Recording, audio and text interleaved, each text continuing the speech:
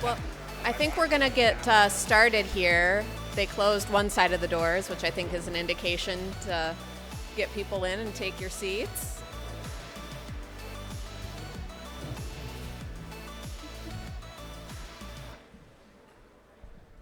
All right. Well, thanks, everyone. I'm Laura Michaels. I'm the editor of Franchise Times Magazine. Excited to be here and lead this topic because this is one of the ones that really gets me excited is to talk about how brands are getting from those sold to open units. Cleverly stated here, how to melt your snow pile. So that's sold, not open. It's a big, issue for emerging brands as you're selling a lot of units. Then, of course, you need to actually get those doors open, help your franchisees ramp up. So we'll be talking a lot about that process.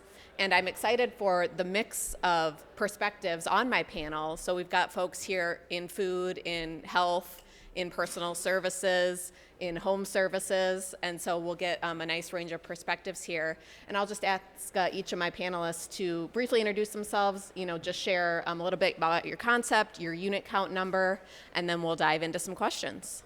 Betsy, do you want to start? Sure. Good morning. I'm Betsy Ham. I am the CEO of Duck Donuts. I know we've been talking about Dunkin' all morning, but not quite that big. We're a made-to-order donut concept. We have about 160 locations in the U.S. and 26 states, so a little spread out, and we're in 5 countries outside of the U.S. Good morning. My name is Jason Helfrich, CEO, co-founder of 100% Chiropractic. We have 123 locations. I believe we're in 27 states now. And so I founded it along with my wife, and then we've also spun off and done a nutrition company and a software company and a billing company and things really that all support the brand, but also have been very lucrative for the brand. So happy to be here and appreciate the opportunity. Good morning.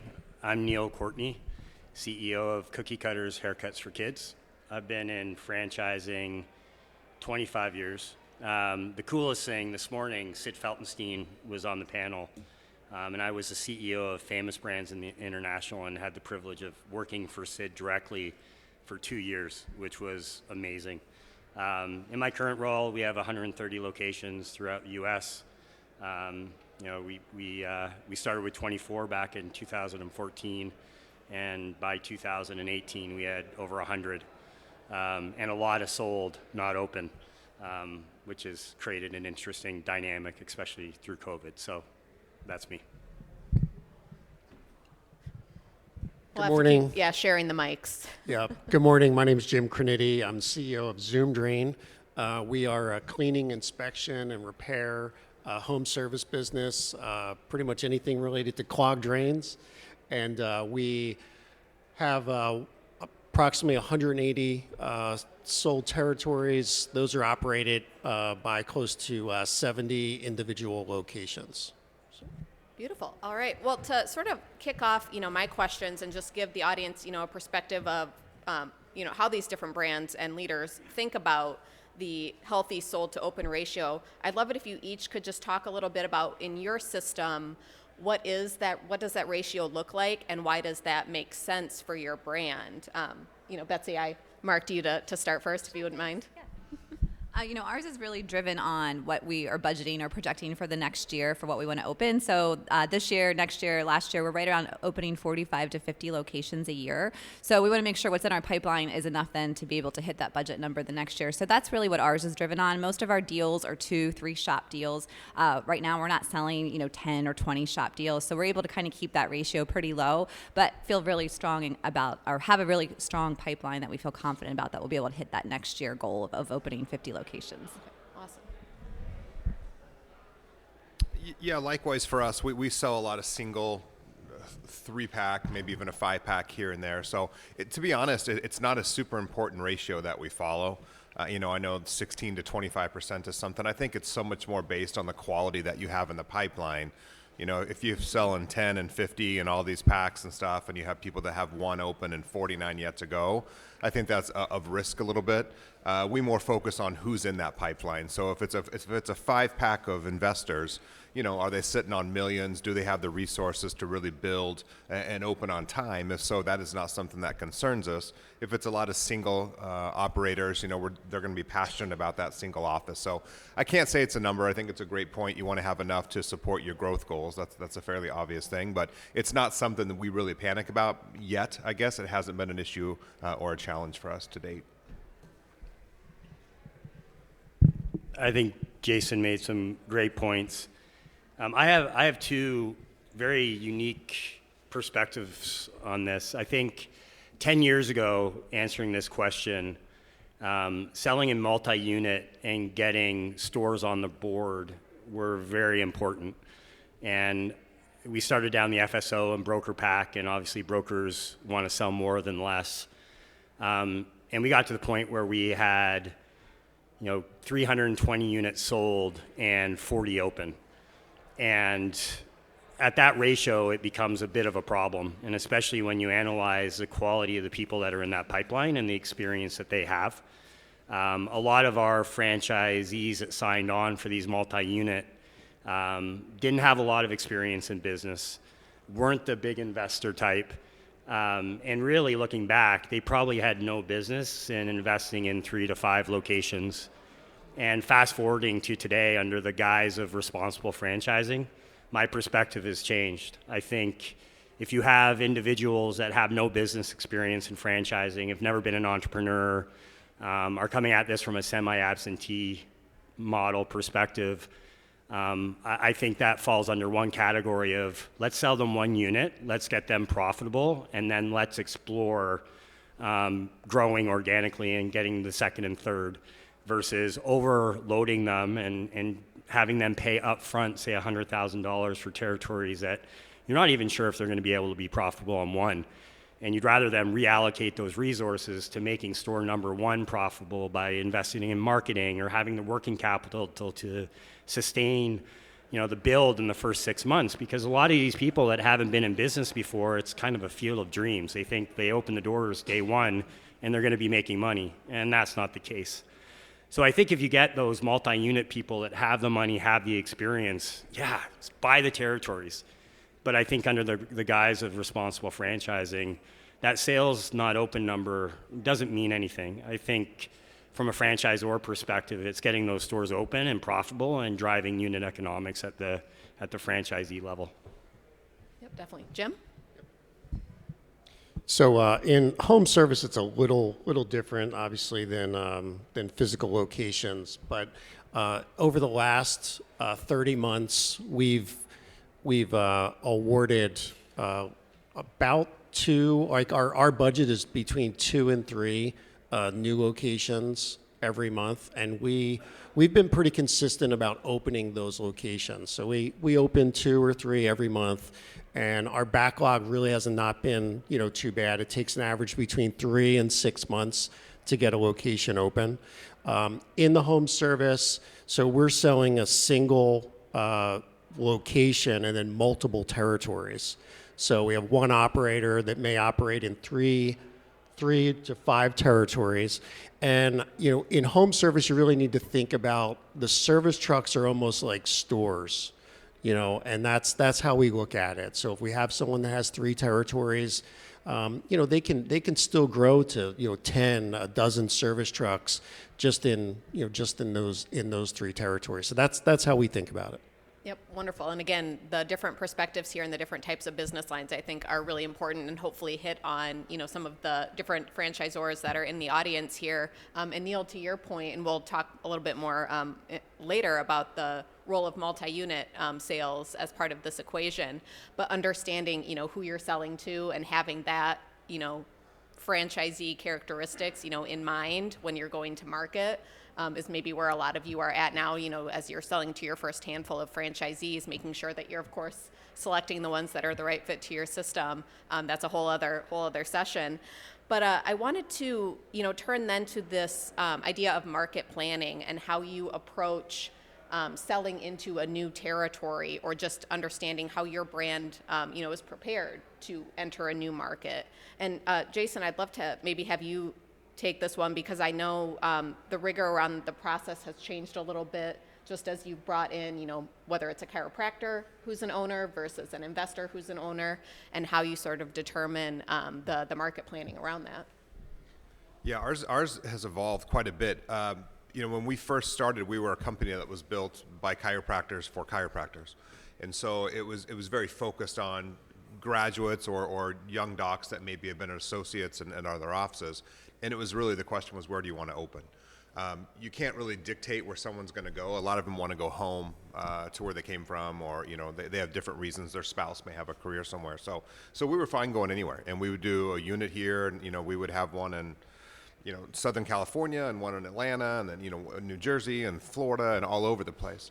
Then we started making our brand available to non-doctor owners, we would say, so more investor type and people looking for more of an opportunity. Now we're a little more calculated in our approach, and so we have recently worked and integrated with a mapping software. We had the ability to take all of our top 50% of our offices and see where does the ideal client live right around these offices. Who is the ideal client? Then we could merge that with the demographic information that these mapping companies have. What stores are going where, how are the schools, what's projected growth, things like that. And so we were able to come up with our ideal 5-star areas, if you will. And so there was another 497, I think, was the ideal number across the country.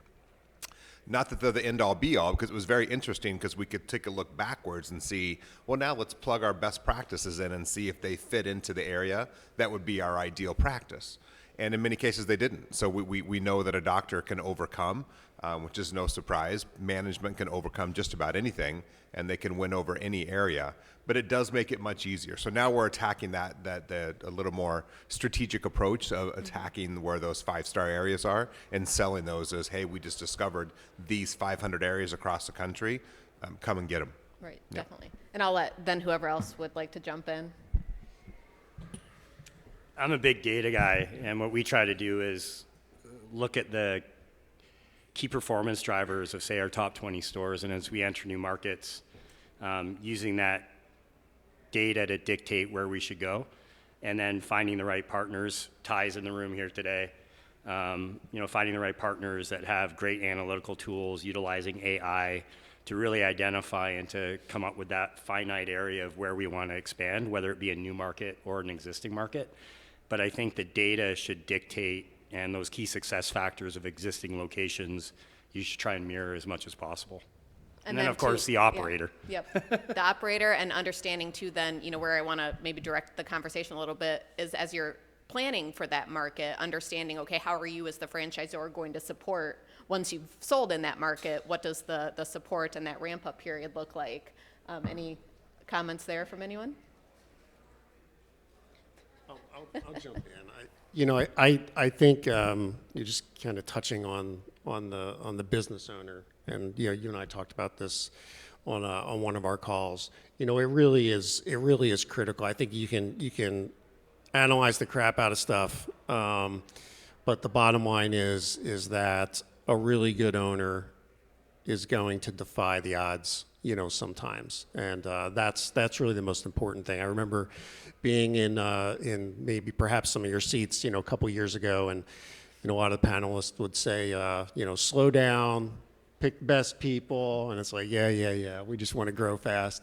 And when you get through that cycle, you do become you do realize that that is true. You need to identify the best candidates, make sure that those are the ones you're bringing in the system.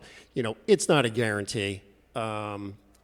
There are always going to be people that just fail, but even in some of the quote unquote bad markets, you might have someone that really surprises you, and just it's really about the owner. I mean, we have some really good operators in some small territories that you would think that's not really going to do well compared to a Philadelphia market or some of the larger cities, and in many cases they're doing better. So I would add too, as you grow, I mean, you're going to be blessed to have people that come into your brand that you're just like, the heavens opened up and they're everything is right.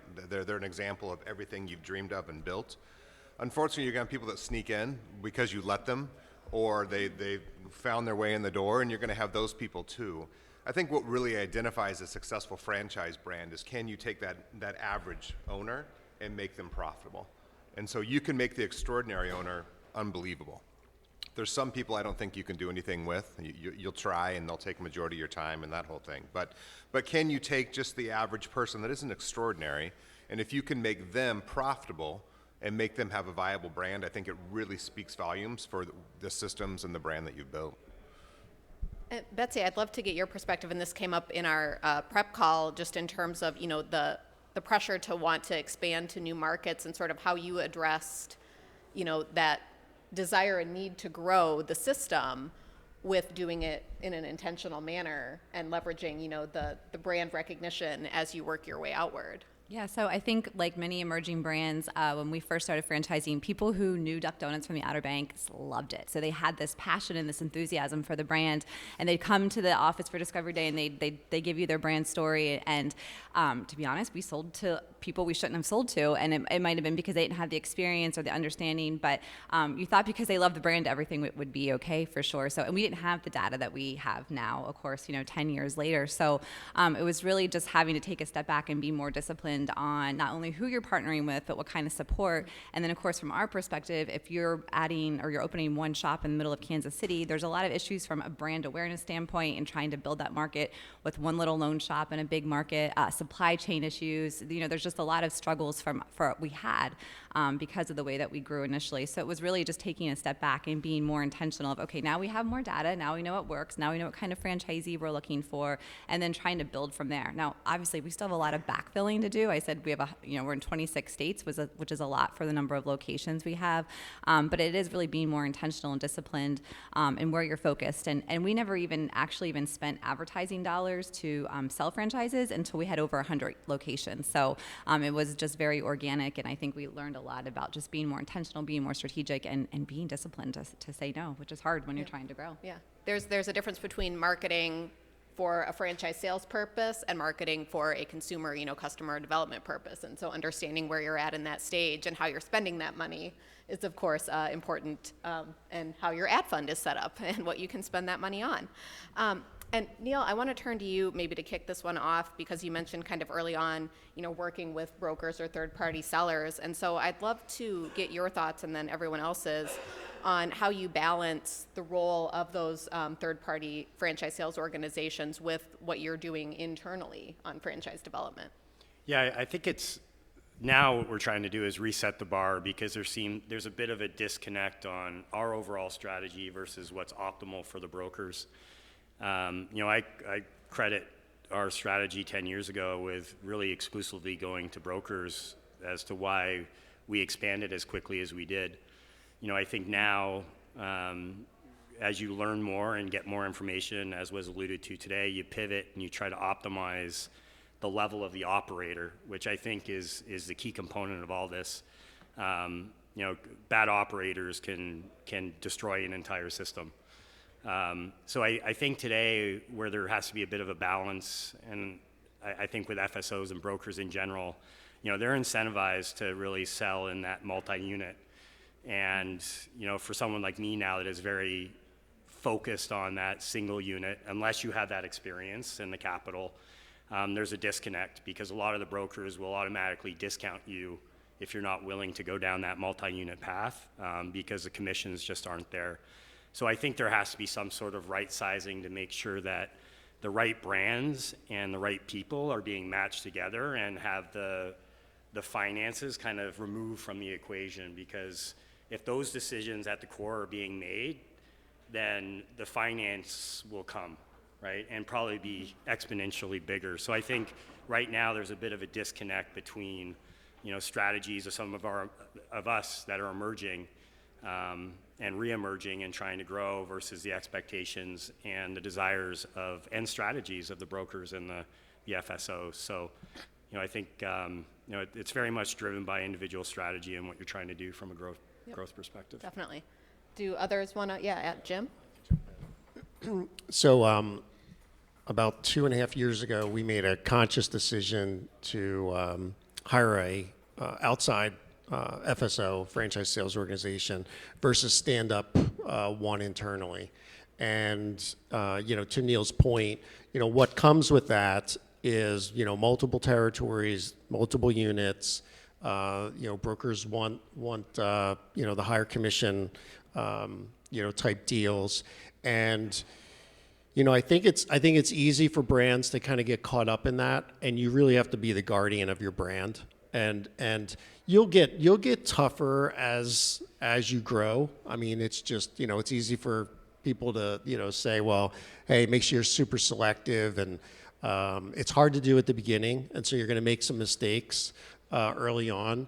But, it's critical that you eventually do evolve and become just a little bit more critical in who you're bringing into the system, because it really is, it's going to be a huge effect. I think to Jason's point, all of us want a brand that we can bring an average person in and they can be successful. That really is everyone's goal. I know that when I started this, I thought we could turn, we got such a great system, everyone would be successful, and realize that not everyone's cut out for this. There is some. I think to what Betsy was saying is that there's just this maybe infatuation with the brand. They like the product and so forth, and you've got to be careful with those types of owners coming into your system. Yeah, I would add, it's everyone up here and probably everyone out there has heard the same thing, which is you don't let the wrong person in your brand. We've also all made the mistake. It's a very tough thing to say no when you're in growth mode, let alone if you're in survival mode. And so I think it can be looked at as a bad thing because it's very challenging, takes a lot of your time, and there's brands that it's completely sunk. But those that are able to navigate that, it's also what helps you develop your system and helps you develop your ideal client. So we're so much better today than we were 10 years ago because of some of the challenges we went through. Yeah. And so I don't look at those negatively. I relish those opportunities that we had.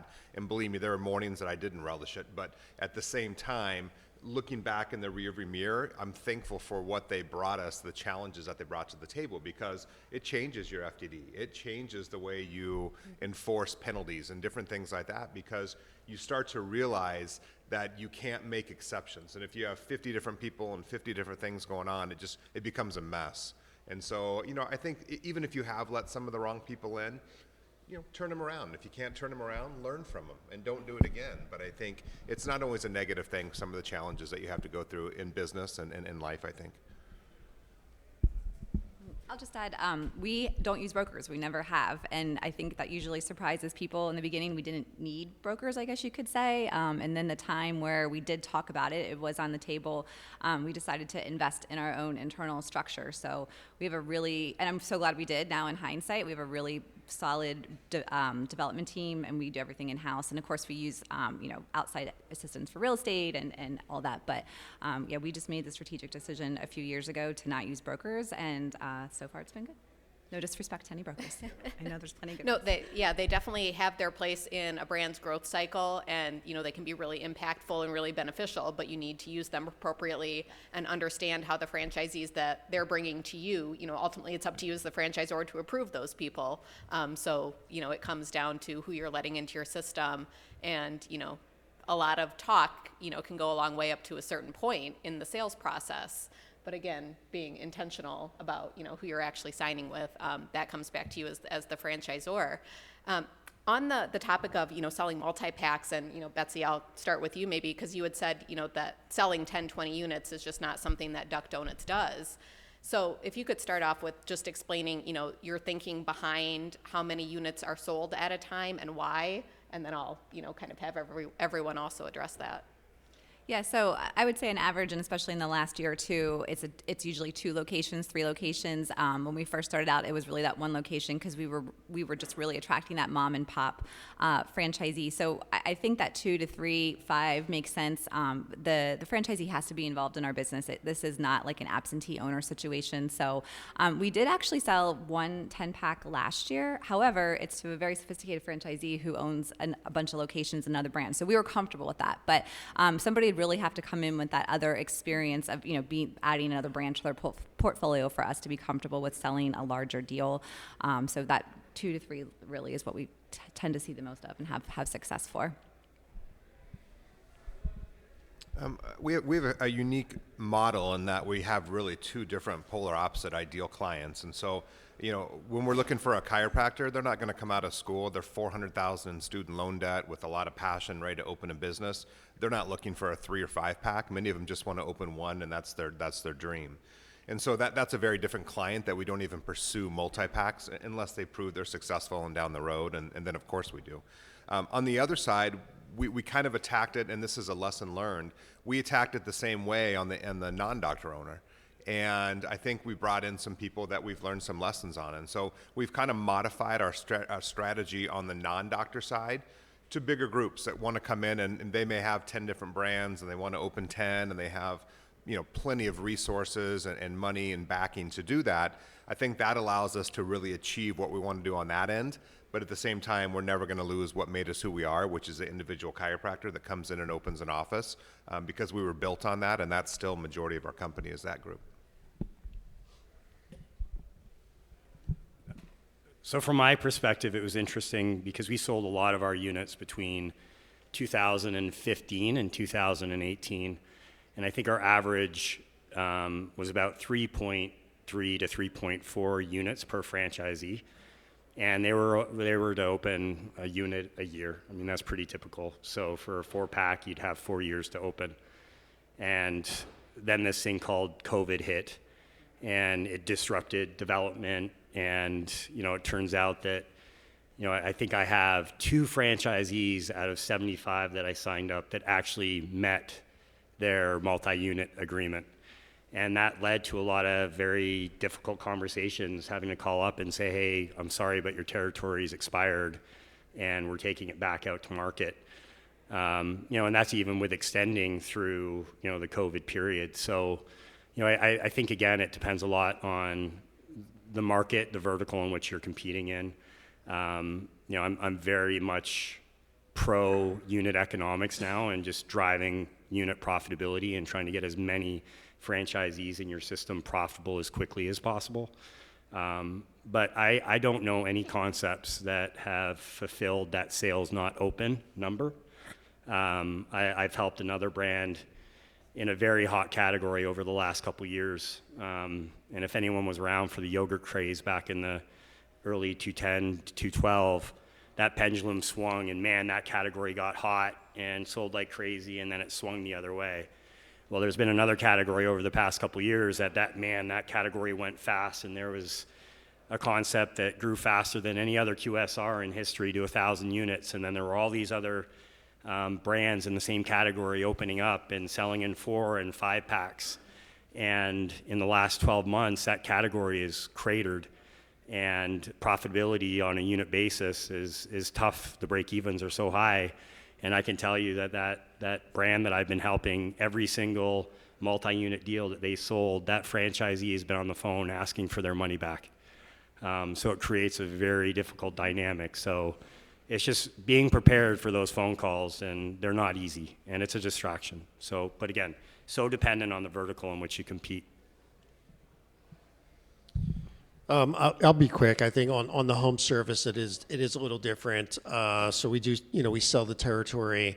Obviously, 3-pack is typically what it is. It's about 2.5 per location. And our goal really is just, once again, getting back to thinking about it as trucks of locations, is for them to add a service truck and continue to expand about every 6 months is really the track that we look for. So wonderful, thank you. I want to talk then about, we talked a lot about the franchisor's responsibility through this, but of course franchisees have accountability, through the agreement signing to the opening process too. And so I'd love to hear from each of you how you approach setting those expectations, and then, providing the franchisee with, the resources that they need through that process, but just holding them accountable for when they do sign that agreement, that they're maybe not getting hung up spending, 8 months looking for a site, or, XYZ, that could stymie the process. Just what do you each think about, that franchisee accountability component, and then how do you kind of guide them through the process? Who'd like to start? I think this is where it's really important from a team perspective. So I mentioned we have a really solid development team that's a well-oiled machine, and that comes down to having the right people in the roles and what they're accountable for. So to help the franchisees be accountable, because I think it's really easy to sell a bunch of locations. That's almost the easy part. It's getting them open. So we have the team in place in the structure where really there's an onboarding manager whose job is to make sure these shops get open. So we use Fran Connect. We have checklists. There's weekly calls. We're working with we have in-house real estate, we have in-house construction, so just all those people who are really able to help that happen. But it really, I think it's the team, our team, the franchisor really has to drive that from an accountability standpoint, because it's super overwhelming.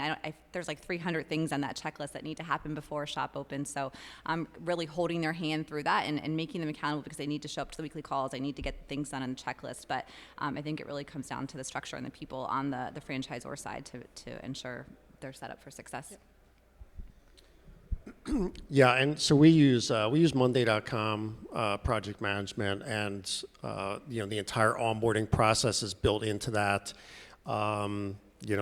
Betsy, probably pretty similar. There's 300 to 400 line items or pieces of training that they need to complete prior to opening, and that's progressively, at least in our case, that we've tried to slow it down. I think in the beginning we were a little too fast trying to get people open, and we really have tried to slow that down more into the 4 to 6 month range, and just being diligent and like, no, you are not ready to open yet. This task isn't completed. You haven't received this training. Business development is a huge part of our business.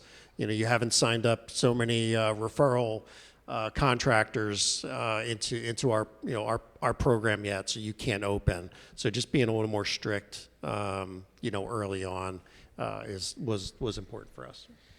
Yeah, I think Betsy could have been explaining our process equally when she went through that. So it's a great onboarding team that we have internally. It's weekly, if not multi-weekly conversations. It's reminding people when they become behind schedule. Because people, if it takes them 3 months or they lose their first place that their heart was set on and, it falls apart last minute, it's reminding them, hey, we're 6 to 8 weeks behind now, and that's going to really put us behind on all these. So I think it's a lot of hand-holding, but not in a rude way, because people, that's what they paid for. They paid you to lead them through this process of site selection, build out, all the things that are there. And so, I think our onboarding team is awesome. They have built successful practices themselves. And so they really understand the challenges that people come up against, and they can lead them through that, having gone through it themselves and seen it, many, many times. So I think a good onboarding team is essential. Otherwise, you're gonna be having some challenges that you set yourself up for. Yeah, I agree. It comes down to operating system and process, and I think we all have solid onboarding processes that are improving as we get more franchisees. The one thing that we really try and do in our process is to drive accountability at the franchisee level as they're onboarding. So when they're actually open and going, they're relying on themselves and not relying on you. And that really takes a lot of pressure off in-house operations. So holding them accountable and knowing that they're independent business operators with the benefit of having a system that will support them. But at the end of the day, the accountability is on them to execute. And we try and do that early on through the onboarding process, is really as they get further along, more accountability falls on them. One really quick thing to add, it also gives signs. And so if you have people that are arguing about the tile that you chose in week 6, like, what you're in for a little bit. So it's also a great chance, like kind of raising a child, to reprimand when it's appropriate before the stakes are really big. And so if they're fighting you along every step of the way, week 6 through week 12, you can bet when they open the doors, they're going to be doing things too that you're like, no. So see it for what it is and learn from it. Yep, that's a great point. And just one other quick point. So all the brands, up here obviously have an onboarding team that's dedicated. I think as soon as you can do that, I would have a person identified for onboarding, and then a support team to keep people going. That team that kind of does both, in my opinion, it becomes difficult. And some of the franchise owners that are already open, you really lose that contact with them. They feel cheated kind of after the after the grand opening. So that's something that we learned. I would keep those teams separate. That's my opinion. Yep, wonderful comments there, and hopefully really helpful to all of you in the audience. I want to spend a couple minutes on the financing topic. I know each of you, approach this a little bit differently, but maybe, start just by sharing, if you provide financing tools for your franchisees, or point them to different resources, and then also, through the discovery process, how are you going about, assessing the financial capabilities of your prospective owners and determining, okay, who, is going to be able to have the capital to ultimately get open? Who might want to start? Jason, yeah, I know you have, you mentioned, you've got chiropractors coming out of school that are in debt. How do they go about opening their business? Yeah, kind of broken record here. So we had to get kind of unique about how we did it. So, when we bring on non-doctor owners, as I mentioned, it's typical. We look for, a good net worth and liquid cash and all the things that we want to have. For chiropractors, you're not going to find that. So, they come out of school. You're lucky if they have a good credit score in many cases, but they certainly have no money. In fact, debt is high. And so SBA won't touch them, no bank will. So minus a rich uncle, they're not going to come to the table with money. And so we had to build our entire model based upon taking a risk on people that we knew had the resources and the work ethic to build a practice. And so we have a turnkey model essentially for chiropractors that we do. And it's 6 times the amount, so it's a $300,000 franchise fee for these when they come in. But we have to sign the lease. We had to sign the investor up. We had to bring the money to the table. We set them up on a 10-year note, and they paid it as part of pretty much the overhead of their practice. And so in the early days, there was no big pop of cash when we grew, but eventually we started to get tens and hundreds of millions of dollars out there on the street collecting interest. And so that down on the back end ended up being one of the smartest things we've ever done, because it allowed us to drive these and build these. It also, there's nothing that drives a franchisor or a CEO more than if your name is on a lease, because it's more than just like, oh man, I'm sorry you didn't make it. It's like, my ass is on a plane to go out there and make sure they make it, because otherwise that person can take it down. So it was risky, not the model that most people would ever do. We had to do it to grow in our arena. Now we have the luxury of maybe looking a little harder and stuff like that, but we still do that model today and still back young chiropractors. It's part of our giving back to the profession as well, is giving these young doctors a chance to come out of school and not just work for someone, but also build their own business on their own, and we're super proud of that. Other comments on the financing part? I know it's a little bit different for everyone. I love that. That's super creative. That's amazing. For us, it's more a function of directing them. And one thing we've changed is the liquidity requirements. And I would encourage everyone in this room, franchisees have to have enough liquidity to support themselves for a year. It changes the whole dynamics of stress and the way they look at their business. But from a financing perspective, we use Benetrends and Guidant and Fran Fund. We encourage people to go, leverage the equity in their home if they can, because they have to put that up as collateral anyway. But we don't formally offer financing, and most franchise companies can't. But that's such a creative solution. I love that. But I think just having the relationships built with different companies, partners, and having solutions, but then also really looking at your liquidity requirements and making sure that there's enough working capital to support the business as they're going up, because it's not a field of dreams. It's very unusual for a concept to open and be profitable in the first month. You're probably in it too. It's an acquisition retention, and I don't care what vertical you're in, but for the first few months you're acquiring customers, and after that you've got a repeat business, and then hopefully if you got a great loyalty program, you're measuring frequency. So, acquisition, retention, frequency, and for a period of time, it takes time to acquire customers. Yeah. So I think it's important to establish just a relationship with some type of vendor that's going to do financing. In our particular case, we have pretty expensive service trucks, a lot of tools and equipment, and so although we don't finance those directly, we have a great relationship with an outside vendor who really understands our business. Like over the years, they've become to trust the model, the type of equipment. They understand it. So I think if, at the very least, that's probably a great thing to do, for your system, is to establish a really good, solid vendor, if you have high equipment and those kind of things. And I would just echo what Neil and Jim said in terms of we're not able to provide financing either. We have some preferred partners. And really one thing I think that we've changed in the last year or two is just getting them qualified earlier in the process, so we don't go too far down the path and then they actually aren't able to be able to pull the trigger on it. So that's definitely helped to just maybe not waste time throughout the process. Yep, have that early on. Yep, Yeah. in the qualification process can make a big difference. Before I kind of open it up to questions here, if we're sticking on time, which I think I'm going to try and do, we have about 6 minutes left. But I wanted to spend a little bit of time getting each of your thoughts on the site selection component. And I know it's a little bit different, for retail versus Jim having the larger territories that the vans are servicing. But tell me a little bit about how you talk to franchisees about how sites are selected and approved, and then specifically what support you're providing through that process.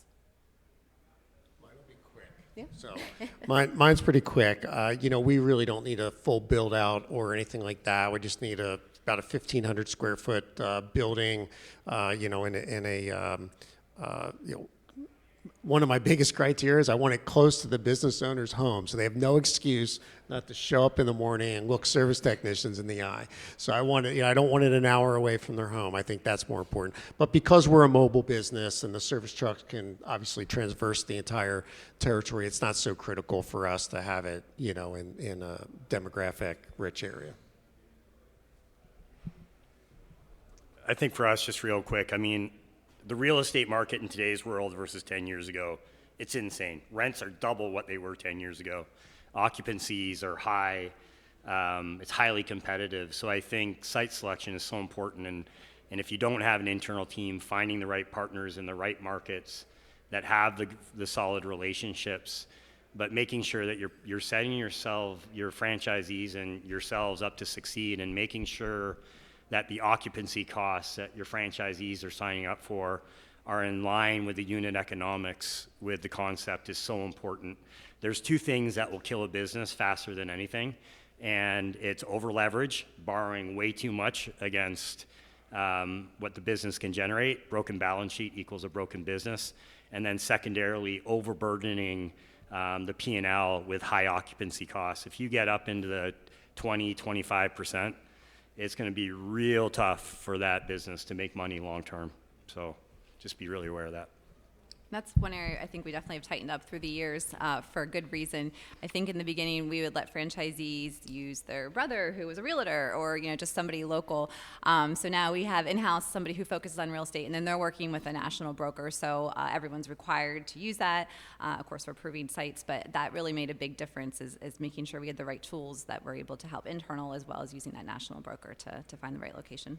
Yeah, it's like having your uncle that's a lawyer do your FDD. Probably don't want to do that. Don't do that. Yeah, for sure. So I think just one maybe thing to add to that is we're all blessed with franchises and businesses that are just iconic that we can just kind of follow. And so I'm not going to do the market research when Whole Foods has already done it, or Trader Joe's, or Chipotle, or Starbucks. So like the research they do in a new area, which is why sometimes you'll see a Starbucks spring up in the middle of nowhere, and that's about to be a hot area, right? Because they've done so much research on that. So we've kind of we've piggybacked on that. We like to be in grocery centers, but we follow some of the leaders in the profession, and just know that they've done some amazing research. So let's hang our shingle next door to them and wait for the people to come.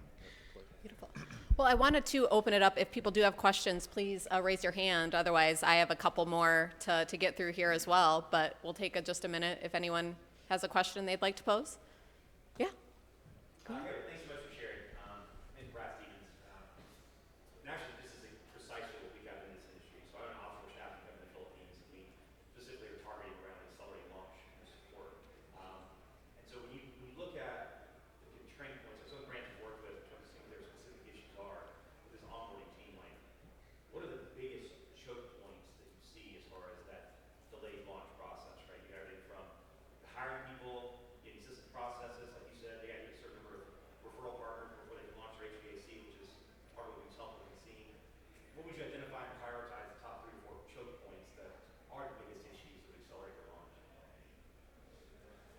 So I think controllable versus non-controllable permitting nowadays is a nightmare, depending on certain states. Like that could be a difference of 6 months, which is totally out of the control of the franchisee. Like try to find a permit now within 180 days in California, good luck. And that's for non-food. So I think, finding real estate is tough, permitting is tough, and that's some of the non-controllable. I think from a controllable, just making sure you're structured and keeping your franchisees on task. And that's the whole accountability and making sure that you have the right process in-house to do that. You can't let weeks lapse. You have to hold them accountable and use the right software. There's so many out there. But just holding franchisees accountable to the things that they can control. But the two choke points, I think, from a non-controllable is definitely real estate, and landlords can be really slow right now. Like it'd be 4 weeks before you get an LOI back. But permitting is a nightmare, especially in food. Yeah, I was going to say, I totally agree with your answer. For us, we've seen some choke points in just hiring personnel, specifically, so in our business where the rubber meets the road, it's the service technician and the customer. They're the most important piece of this, our entire system. And so unless we have really high quality, good service technicians, we're going to have franchise owners that have false starts. They may hire someone, they're getting ready to open, and they don't show up. And in the trades, that's kind of something pretty common. And so it's important for us to make sure they hire the right people out of the gate. And so we've tried to really insist now that they just slow down, get the right person. So we've seen some choke points in that area. So. All right. Well, to sort of close, the topic, of course, of this panel has been, getting from sold to open, but you want them to open successfully. That's, of course, the key, and to stay open. And so I'd love it if you each could maybe just share, one of the things that has been most impactful in your system that has helped franchisees open successfully. We've always required a marketing spend, but maybe 2 years ago, instead of letting the franchisees pick how they spent their marketing dollars, we have a plan that they have to do. So there's an agency that we use that does the grand opening plans. We have enough data of what's worked and what's not worked. So consistently having every shop do the same grand opening plan has been very helpful. I think that's a great one. I think I would add to it mentorship within the company and having those people have the opportunity to go see it done right. I think there's nothing that programs a brain like sitting into one of your top performers, even if for a week, and just watching how efficient, how enjoyable, how fun this process can be. And so we really push for them not only to train, because there's a lot of training that people can read through and still not get it. And so we want them to go see it in motion. And when they see it in motion and start to feel what that feels like and see the lives of the patients and the smiles and the high fives and stuff like that, it really motivates them, that impacts them, and then they kind of have that visual image in their mind as they're going through the systems and the grind. It keeps them going and motivated through that process. Completely agree. Great advice. The only thing I would add is spend a significant amount of time coaching and training on the mechanics of a P&L. You'd be amazed once you get going how many franchisees run their business off a bank account and not off of a P&L. And they'll call you up and say, "What's wrong with my business?" I'm like, "Well, let's take a look at your P&L. What do you mean?" So I think just having some significant training around P&L can have a huge impact on the business going forward. And it's a discipline. It's a discipline. For us, it's really about developing relationships.